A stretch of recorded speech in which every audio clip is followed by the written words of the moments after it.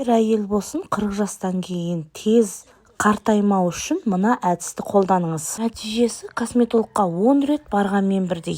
Кене ыдысқа жұмыртқаның тек ағын алып аламыз. Жұмыртқа ағының құрамында косметологияда қолданылатын ерекше зат бар. Жұмыртқа ағын көп үршігенше араластырып аламыз. Жаз айында бет тез құрғайтындықтан оған аз сүт қосамыз. Егер жасыңыз 40-тан асқан болса, аз мөлшерде витамин Е-ні қосып жіберіңіз.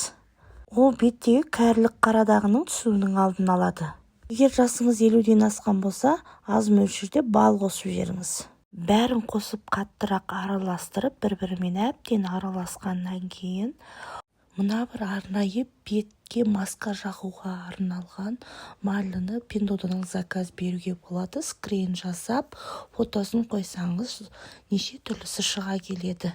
Сонымен бір бөлігін иегімізге, екінші бөлігін маңдайымызға, үшінші бөлігін көзіміздің асты, мұрнымыздың үстіне қоямыз.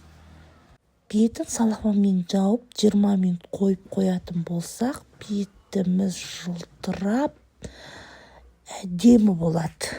Ақпаратым пайдалы болса, лайк басып, комментарий жазып, өзіңізге сақтап алыңыз.